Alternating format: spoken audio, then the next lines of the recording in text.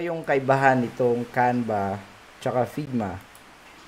Although same siya na design tools, pero yung question kasi na sasagutin natin ngayon ay anong design tools ang mas bagay sa inyo? Yung Canva or Figma?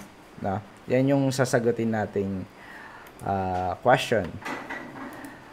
Alright, bago yan, pakilala muna ako. Ako pala si Jesse Adorna, isa akong product manager ngayon. Pero before that, web designer ako, naging UI UX designer, tsaka consultant at front-end developer din. So, una kong work sa Seventh Media Digital. So, it's a design agency sa Philippines. Katapos, napunta ako sa advertising, sa co-advertising. So, more on marketing ang ginagawa namin doon, mga banners, landing pages. At sa Supra Oracles naman, isa tong blockchain company, sa malaking blockchain company. Ang work ko doon ay project manager. At sa Skillspire naman, product manager ako dito. It's a bootcamp company. It's a bootcamp company sa US. At consultant din ako sa 0x18. At now, I'm working on TV Asahi, isa sa mga project nila sa music industry distribution. Okay, that's my short intro sa akin.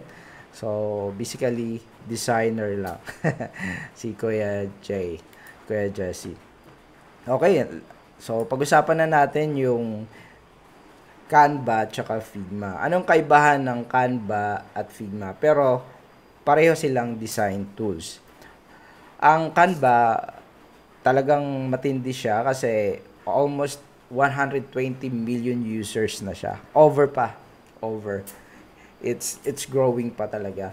So, napakaganda ng product nila kasi it's easy to use, very user-friendly. Kahit sino, kahit hindi designer, makaka-start isap na mag-design or mag-create ng design or pumili ng templates kasi ang pinaka main features ng product nila ay almost 250,000 na templates pwede nyo pagpilian at may 1+ millions photos and graphics available. Actually, it solves yung mga problem nito sa licensing. Lalo na kapag nag-pro version kayo sa Canva, hindi na sakit sa ulo nyo yung licensing sa stock photos, sa videos. So, halos andyan na lahat, no? So, yun yung main features ng Canva. At best siya para sa mga content creators kapag gumagawa kayo ng YouTube video, yung mga thumbnail doon or kahit yung pag-create nyo ng video nyo, pag-edit, pwede na rin sa Canva, no? So, kahit websites, no? Kahit websites, pwede na rin sa Canva. So, ang daming na ngayon, pwede sa Canva. Kahit documents, halos lahat na, no? So, yan, kaya ang daming user ng Canva. Almost 120 million users. So, si Figma naman, around 4 million users lang siya. Pero, siyang sikat na sikat ngayon sa mga professional designers. So, ang mga professional designers, usually yung gamit nito, mga Adobe XD, Photoshop, Illustrator. Pagkatapos, sa ibang company naman, isang sikat na design tool ay Sketch, pero nasa Mac users lang yon, hindi pwede sa Windows. At main features ng Figma is for real-time collaboration. So, kumbaga, sa isang design file, pwede kayo sabay-sabay nagdi-design. Nakikita nyo na nagdi-design yung iba nyong kasamang designer. So, sa ibang freelancer, downside yun kasi nakikita sila nagdi-design mga client nila kung isi-share nila yung file nila. So, may mga designer kasi na ayaw nila may nanunood habang nagdi-design sila. Awkward yun, no? So, best for professionals and individuals looking to create complex and meaningful products. So, yung mga interfaces niya, prototypes, let's say, yung isang project nyo ay, sabihin natin Shopee. So, Shopee, it can be like 200 screens or pages na kailangan i-create. At kailangan pa i-prototype. So, Figma is more on professional use. So, Canva, yung mga pang mabilisan lang, kailangan nyo ng banner or for marketing purposes. Okay. So, meron tayong chat dito. Alright. So, Eric, thank you. Yun lang cons. So, later, tignan pa natin. So, alright. So, Canva, good for what? At saka yung Figma. So, dito, i-separate ko yung, yung mga rules ng isang designer. Not only mga designers, no? For example, yung Canva, good for talaga siya sa mga graphic designers. Kasi, yung mga graphic designer, pag trabaho nyo graphic designer or virtual assistant kayo, usually araw-araw gagawa kayo ng mga Facebook ads or mga banners or kung ano mang kailangan ng mga marketers. So, Canva, it's good for you kasi mabilisan talaga ang marketing minsan. Content creators, lalo na kung hindi naman designer yung content creators, so kailangan lang niya ng YouTube thumbnail, ito yung pinakamabilis, no? At yung mga content creators na gumagawa ng mga shorts video, so sa Canva, pwede na nila ma-edit yun right away. Hindi na nila muna kailangan mag-aral ng mga complex na mga video editors na mga software. So sa mga small business owners naman, lalo na yung mga wala masyadong budget, so hindi nila kaya magbayad ng graphic artist o so sila mismo yung gumagawa ng mga assets nila or design needs nila. Sa mga educators naman, students, alam natin na yung Canva halos sikat na sikat ngayon sa lahat ng schools, no? So, ginagamit to for presentation. Kahit ako, ginagamit ko siya for presentation, mga ganito. So, pang mabilisan din. At non-design professionals, ito yung mga, kasi sa Canva, pwede na rin kayo gumawa ng mga documents like PDF or yung resume. So, maraming templates na pwede pagpilian. Tapos, edit-edit na lang. Kahit hindi designer. So, si Figma naman, kapag aspiring web designer talaga kayo, actually, ang designer ngayon, ang dami ng tawag. Iba-iba na yon. So, iba yung UI, UX designers, iba naman yung product designers, iba naman yung web designers. Meron ding interaction designers, visual designers, and prototype designers. Ang daming, ang daming branch na pwede nyo explore kapag nag-Figma kayo. Not necessary Figma, kasi yung mga design tools naman like Adobe XD, Sketch, pag natuto kayo kahit isa doon, halos pare-pareho naman yon. Anyway, yung UI UX designer, sila yung mga designer na nagdi-design ng mga application like mobile application, web application, mga example ng application like yun, binanggit ko kanina, like Shopee or Lazada, yung may mga apps na nada-download, no? Not necessary for mobile or desktop. Okay, product designers, mas involved niya yung overall design ng isang product. So, again, yung pag sinasabi ko dito product, it means ano yon, software, hindi yan literal na product na nahawakan, no? So, tawag din sa softwares ay product. So, product designers involved sa kanila yung overall business. Normally kasi yung mga product designers ay hindi masyado nagdi-design, pero more on planning talaga sila. Planning, execution, at nasa team sila, no? Yung product designer, may team pa siya ng mga UI designers, UX designers, UX researchers. So, overall, yung product designer, siya yung responsible. And web designers naman, mostly ito yung pinakatawag talaga, una-una pa. Pag sabi, web designer, cover mo na lahat, no? So, pero pag tinignan mo to sa mga online jobs na sites, pag sinabi web designer, laging naka-attach doon na marunong ka kahit papano sa HTML, CSS, or mag-front end. Pero, for me, my experience web designer, siguro masasabing siya yung gumagawa ng mga marketing websites. Marketing website is different sa application ng isang software, no? Sa mga landing pages at yung mga magarbong mga website o homepage. So, interaction designers, ito yung mga, kung papansin niyo yung Apple, kung punta kayo sa website ng Apple, kapag nag-scroll kayo tapos may nag-animate yung mga website na maraming interaction, so tawag doon ay interaction designers.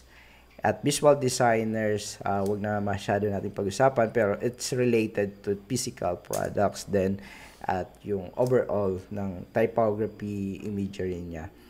Yung as in visual, yung visual mismo niya. And prototype designers, more on logical designers naman to. So, pinag-iisipan nila kung itong screen na to, saan pupunta pag nag-login si user, saan magla-land na screens, ano yung kulang na screen. So, yan yung prototype designers. At lahat yan, yung mga rule na yan, kailangan nila ng Figma. Not necessary Figma, pero it a must na marunong sila sa Figma. At pag tinignan nyo lahat ng job rule na yan, job post, ay Figma yung hinahanap nila, no? At least marunong kayo sa Figma. Okay, so yan yung kaibahan lang ng Canva tsaka Figma. Figma, kung gusto nyo, syempre, yung sahod ng mga to, mas mataas, no? Mas mataas yung pwedeng kitain ng mga UI UX designers, product designers, kaysa sa isang graphic designer. Minsan na degrade yung value ng mga graphic designer kapag Canva lang yung alam nila. Kasi ang client or mga business owners din na nagpapagawa or mga boss, iniisip nila Canva, madali lang gawin yon. Sobrang dali lang. Kasi andyan na lahat template na lang, papalit-palit lang ng text, content, or copy, image. Tapos yun eh. So kaya, masyadong bumababa yung value nila. So, kumbaga, binabarat talaga yung mga freelancer na Canva lang yung alam nila. Pero, titingnan natin ang isang design challenge natin. Titingnan natin yung ano ba yung limitation ng Canva sa Figma, na? At ano na yung ang best ng Canva sa Figma, na? Okay, design challenge tayo. So, ang gagawin lang natin ay gagayahin natin to. Actually, nakuha ko lang to sa Pinterest. So, sa Pinterest, ang daming banner design. Banner design doon. So, yung challenge, i-recreate natin yan sa Canva. No? So, meron tayong 10 minutes para i-recreate ito. No? So, lahat ng may Canva, pwede nyo na start. Okay, pwede nyo na start. So, ako naman, dahan-dahan ko rin gagawin para ipakita ko rin sa inyo. No? Para dun sa mga nasa cellphone lang siguro o wala pang Canva. Okay, so delete ko lang muna to. Alright. Okay, so sa Canva, meron tayong sidebar dito. So, pag click nyo yung Designs tab, andyan lahat ng template. Pero hindi tayo mag-start sa template kasi meron tayong gagayahing design.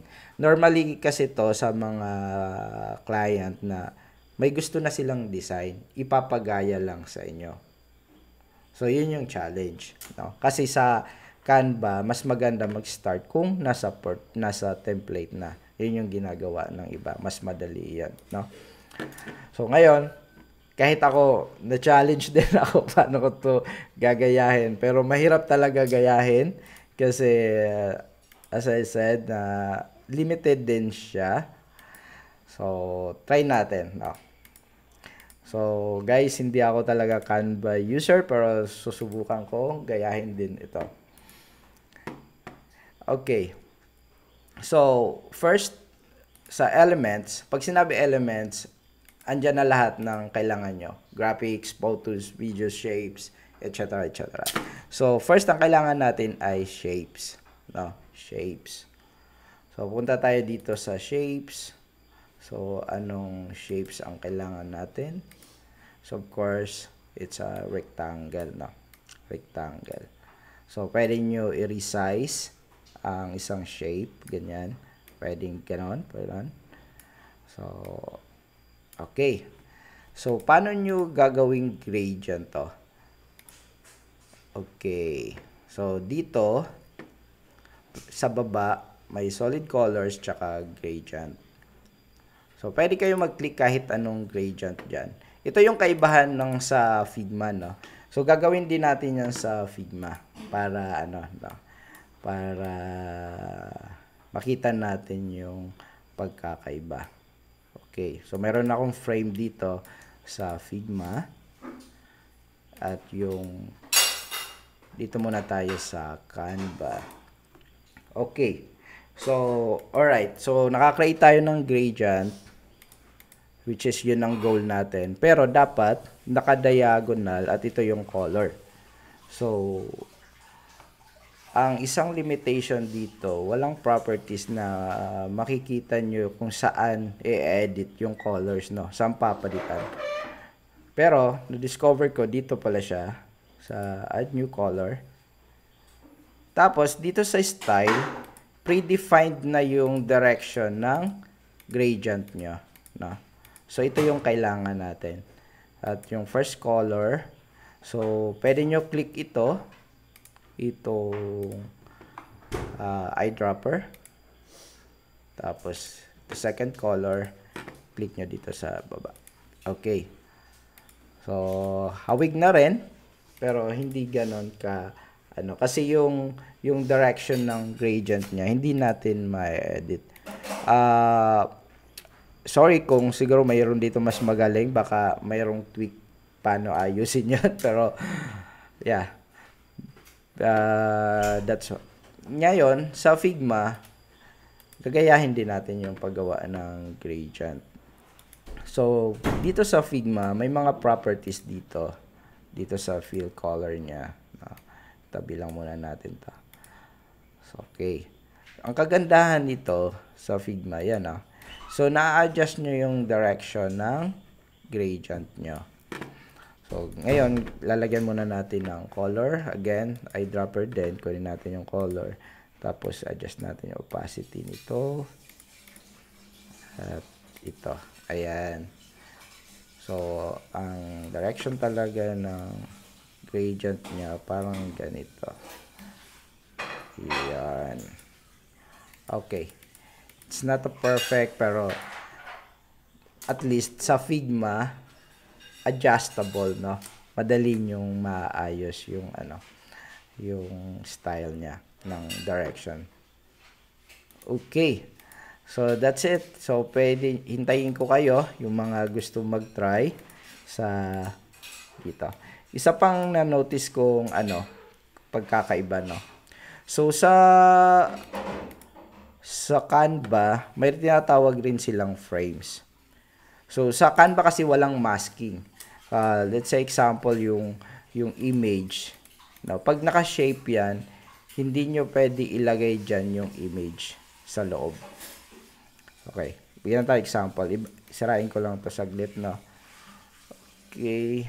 Lagay ako ng frames. Okay. Oops. Sorry. Okay. So, pag frames, ibig sabihin, pwede nyo lagyan siya ng image sa loob. Let's say, watch. Hanap tayo. Ito yung maganda sa sa Canva. So, lahat ng kailangan mo, si-search mo lang, andito na, mag-photos man siya, or video man siya, andyan na lahat.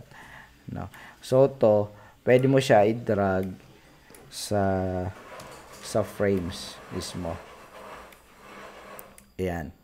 Pero pag naka-shape ka, hindi mo mailalagay sa loob or mamamask yung image. Yan yung isang downside ng at walang pen tool. So, for example, ito naman ang gayahin natin, no? Ito yung gagayahin natin, yung curve niya, na yan, nagko-curve.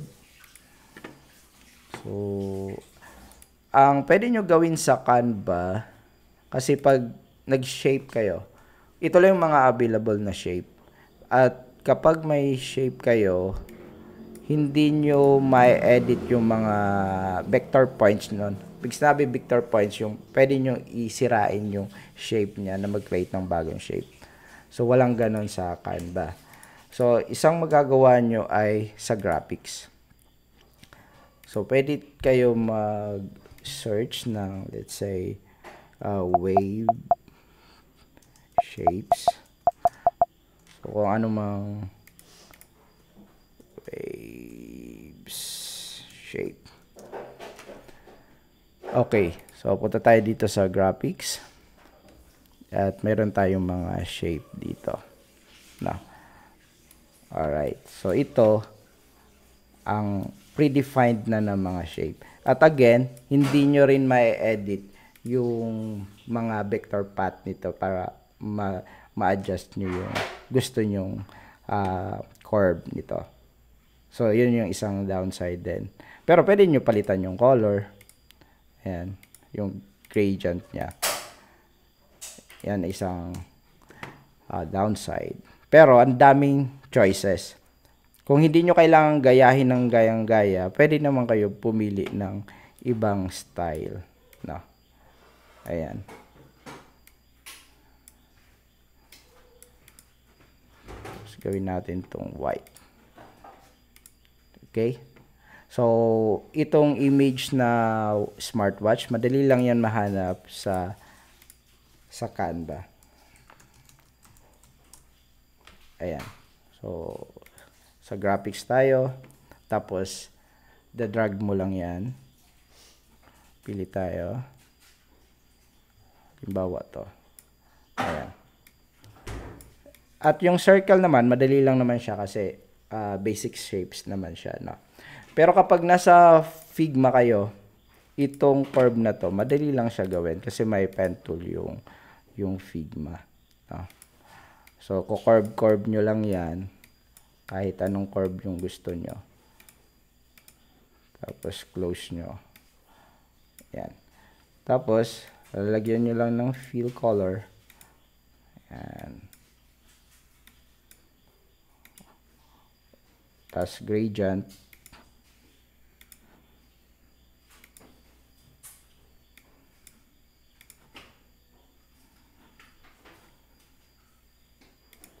Set. Tapos, remove nyo yung stroke. Ayan. So, very flexible. Madali nyong ma-edit yung ano. Okay, gawin natin itong white. Ayan. Tapos, may mga basic shapes din sa Figma. Ang downside naman, pag kailangan nyo ng image. So, maraming plugin si Figma, no? So, like Unsplash. Yan. Pero, photos lang siya. So, kailangan nyo pa mag-crop ng image. Or kaya, hanap kayo sa Google. Tulad dito, nakita ko kanina. Ayan, drag ko lang dyan. So, yan yung isang ano din. Medyo hassle lang, no? So, kailangan nyo talaga maghanap ng image. Pero sa Canva, sa search mo lang, andyan na lahat ng kailangan mo. Pero mamaya, tuturo ko sa inyo paano gamitin siya both, no? So, yan yung mga limitation na nakita ko sa Canva.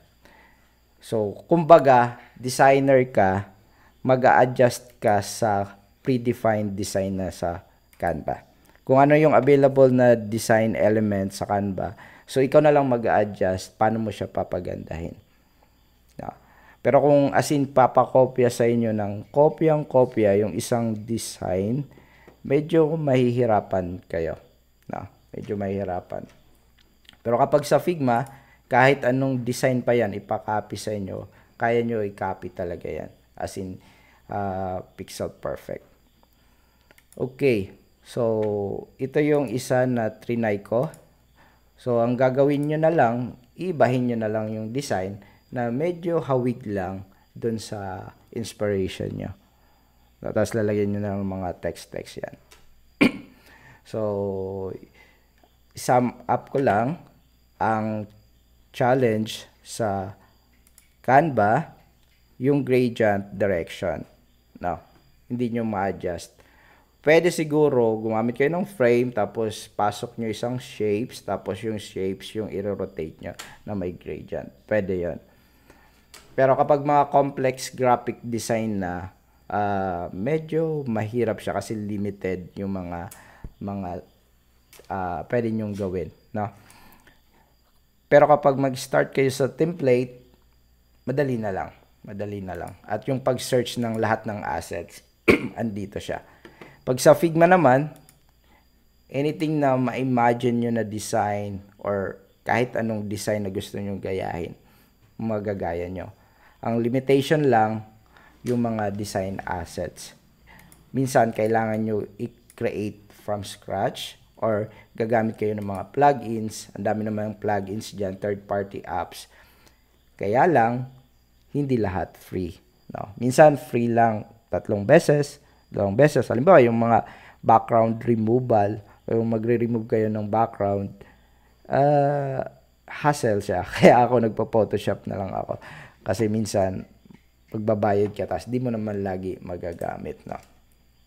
Pero sa Canva, meron siyang background remove na mga features. At andito lahat, video, website. Oh, again, sa website naman, kanina tinatry ko yung Canva. Limitation sa website creation ay ganito sa frames. Let's say, dito tayo sa isang Canva. Okay, website. Ang kagandahan sa Canva, may mga template na pwede mo start. Ayan, dami na. Pwedeng layout. Okay, kuha tayo ng isang example. Sabihin natin to. Okay. So, sa Canva, ang pag-add ng pages, pababa. No? Pababa. So, mag-add ka naman ng pages. Normally, tinatawag namin to section. Pero sa Canva, tinatawag nila itong page. Okay? So, yan yung parang nakakalito. At yung isa na panood ko kanina sa YouTube ay yung responsiveness niya. Yung mobile niya, mahirap siya ma-adjust. So, sa Figma, pwede ka gumawa ng frames ng para sa desktop. Let's say ito yung frames mo para sa desktop. At kahit humaba ng humaba yung frame mo, okay lang. Tapos, gawa ka naman ng frames para sa tablet. Ayan. So, kumbaga, sa isang canvas, makikita nyo na yung lahat ng breakpoint or responsiveness ng isang website na ginagawa nyo. Ayan. So, yan lang ang ang kagandahan. Pero pag sa Canva, medyo hassle siya. Pero kung one pager lang, tapos dito nyo na rin sa Canva parang i-host, good siya. Good siya. Lalo na kung gagamit na lang kayo ng mga template. Pwede nyo paghalu-haluin yung mga template sa iba-ibang design. Kaya lang kapag wala kayong background sa design, medyo mahihirapan kayo. Kasi kailangan din ng foundation sa design kapag gusto nyo talaga maging web designer. Okay. Alright. So, yan yung design challenge natin. So, bago ako mag-next ng slide, meron bang nag-try mag-challenge nitong gayahing So, bago tayo mag-next, hingi muna ako tayo. Tayo? Feedback. Kumbaga, yung mga Canva designers na dito, Canva users. Meron bang gustong magbigay ng So, Ako kuya. sige, Sunny. Yeah, sa ano kasi sa bilang isang VA sa isang real estate, madalas kami Okay. gumamit ng Canva para sa Yes. paggawa ng mga brochure, flyers, yung mga printing materials na Mm-mm. pinamimigay.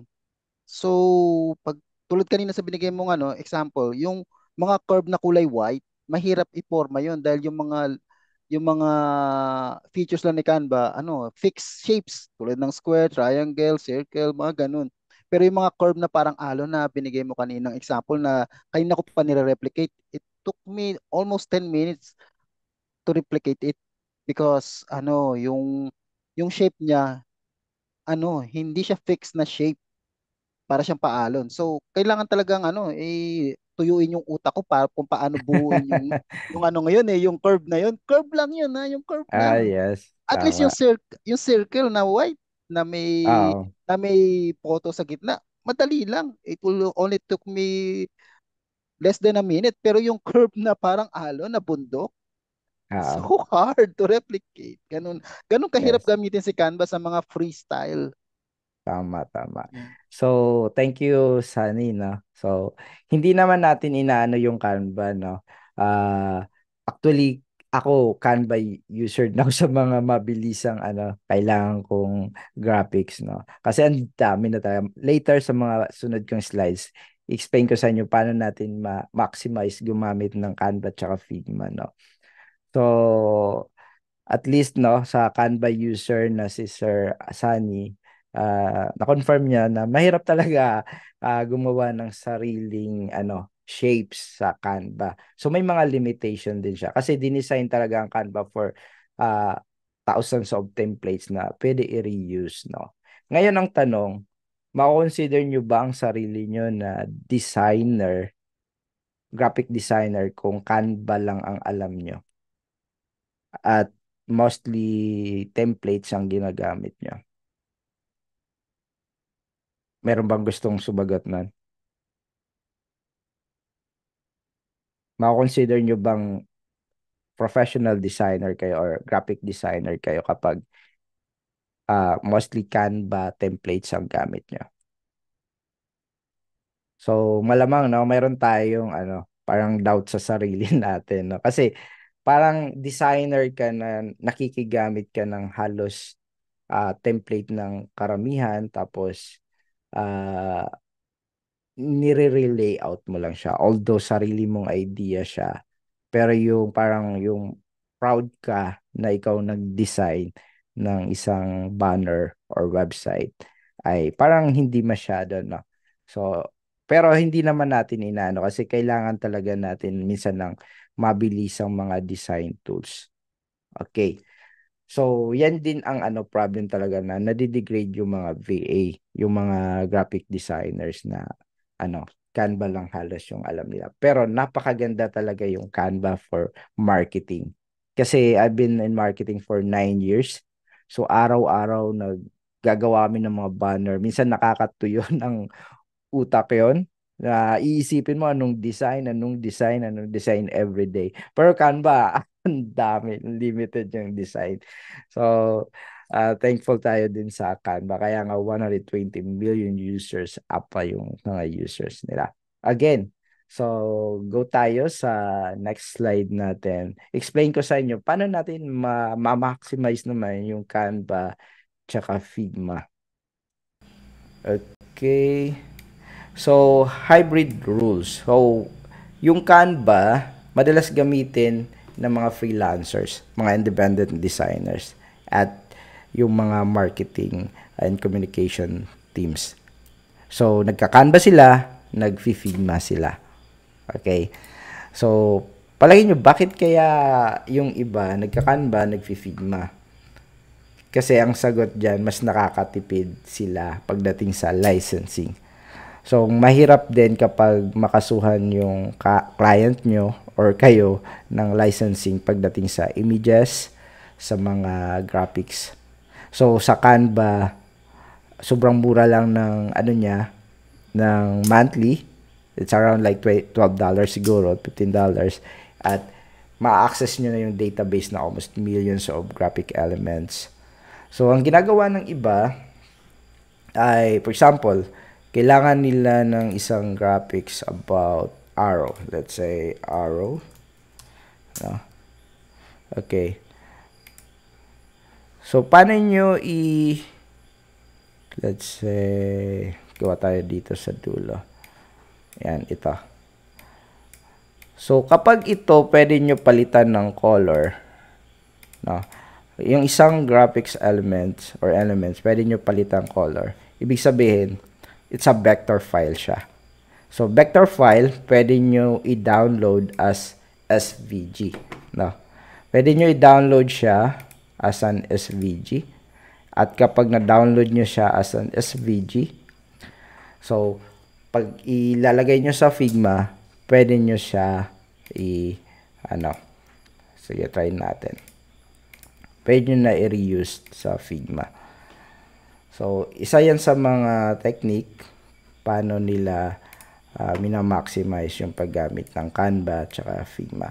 Instead, sa-sign up sila, magsusubscribe sila sa napakaraming mga tawag dito, mga third-party plugins. Okay, try natin i-drag ang ating kinuhang SVG. So, drag natin siya dito. Okay. So, ito yung page na dinownload ko or export. So, pag-click nyo dito, nakita nyo to, delete na natin to. So, SVG file na siya, it means a vector file. Excuse me. Ayan. Kahit anong resize nyo yan, hindi na yan magpe-pixelize. At pwede nyo palitan ng colors. Okay. So, yan yung isa. Pwede nyo gawin yung gradient. Okay. At pwede nyo edit yung mga points niya dahil vector files na siya. Okay. So, yan isa sa mga paano nila minamaximize yung paggamit ng Figma. Yan. Thank you, Sir Sunny. 1,000 ang penalty sa US per copyright ng photo. Ayan. So, lalo na sa mga newbie designers, maging maingat talaga sa paggamit ng mga photos. Hindi pwedeng kuha lang ng kuha sa Google, no? So, mag-sign up na lang kayo sa Canva at free yun at pag-pro version kayo. Okay. So, conclusion natin is Canva is more accessible and user-friendly.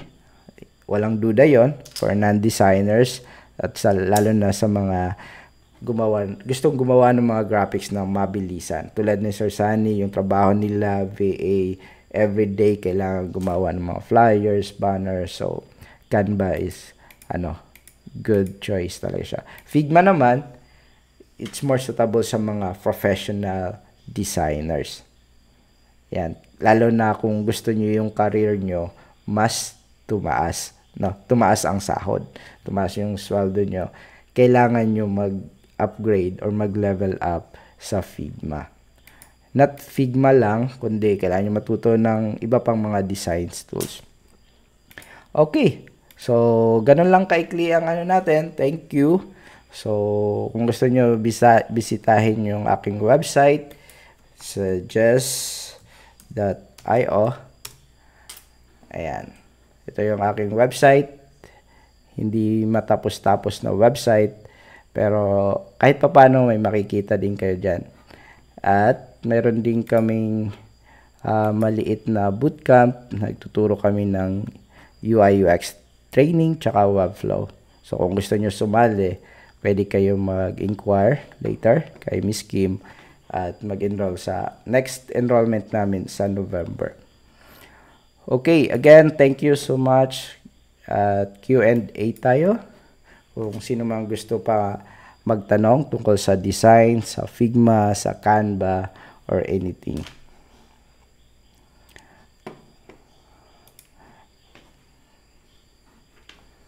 Okay, sino yung gustong magtanong? Ganun lang kaikli ang ating webinar.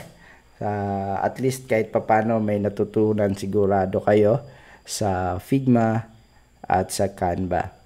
So parehas siya useful pero depende yun sa trabaho nyo. No? Ang Figma ay may tanong si Sir Sunny kung free ba ang Figma. Free ang Figma pag 3 files lang.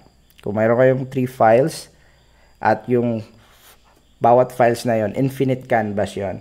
Kahit gumawa kayo ng 100 na banner sa isang file, okay lang kasi infinite canvas siya. So, good siya, lalo na kung mag-aaral ka pa lang, free siya. Pero darating ang time na magkakaroon ka ng maraming client, So, kailangan mo i-folder o mag-create ng iba-ibang file sa bawat client mo. Of course, kailangan mo na magbayad ng paid version. It's around like $15 lang naman siya. So, good for investment naman siya kung kumikita na. At take note, talagang yan ang hinahanap ng mga nagja-job post. Sa Canva rin, pwede pala kayo kumita doon maging template designer. No, kapag magaling na kayo mag-design, apply kayo maging template designer. Ibig sabihin, kayo na yung magdi-design ng template. At ang bayad doon, royalty. So, kapag may gumagamit ng template nyo, nag-reuse ng template nyo, so may kita kayo doon. Kaya lang, sabi doon sa binasa ko kanina, kailangan may portfolio kayo. May mga design portfolio kayo. So, i-approve nila kapag isa kayong designer. So, hindi dapat yung design nyo galing sa mga template, kundi sarili nyong design. So, kapag mayroong portfolio, tapos apply kayo as a template designer ng Canva, pwede kayong kumita. May nakita ako na kumikita ng like $10,000 a month dahil lang sa template. It's a passive income. Imagine mo kung nakagawa ka ng 100 template, at kahit di ka na mag-work, kung laging ginagamit yung mga template mo. So, dun sa course namin, so, taas lang ng kamay kung may gustong, So, yung batch 1 namin, mag-e-end siya ngayong October. So, ang ilan dito na. So, talagang zero knowledge sila sa design. So, na-discuss namin yung UX, UI, tsaka prototyping. At mag-start ang batch 2 sa November. Pero yung batch 2 ay medyo mahaba siya. It's 6 months kasi sasama na namin yung web development using Webflow. Kasi na-notice namin sa Webflow, kailangan talaga marunong ka mag-design para maging mas successful. Kasi tignan nyo yung mga job posting ngayon. Hinahanap nila, nagdi-design ka, nagde-develop ka, halos lahat na ay gusto. Alam nyo, no? Marunong ka mag-marketing. So, yung mga naghahanap ng trabaho, gusto nila halos alam mo lahat. So, magandang foundation talaga na matuto muna kayo mag-design at bago kayo matuto maging developer or visual. Ang Webflow is a visual development tools naman siya. Para kayong nagko-code, nagpo-program visually. So, hindi nyo kailangan mag-code. Pero kailangan muna matuto kayo mag-design, at least yung mga fundamentals. Kahit sa Canva, malaking tulong kung marunong kayo ng mga fundamentals like yung paggamit ng colors, ano yung mga rules doon, paggamit ng typography, spacing. So, ang daming kailangan yung matutunan. At pag alam nyo na yon, makikita nyo agad yung isang professional designer at yung baguhan lang designer. Yung course namin, 7 to 10 p.m. every night, Monday to Friday. Pero flexi siya. No, flexi. Hindi ibig sabihin na 3 hours na sa Zoom kayo. Hindi naman ganun lagi. So, kung free kayo ng umaga, yung mga design task ay gagawin nyo. At mostly sa Zoom ay design review yung ginagawa namin. Kasi ang technique lang naman para maging magaling kayong designer, practice. Practice more. So, kasi yung mga theory, lahat naman ng pwede na matutunan sa YouTube yan So, ang kailangan lang ay may magpupush para mag-design ng mag-design.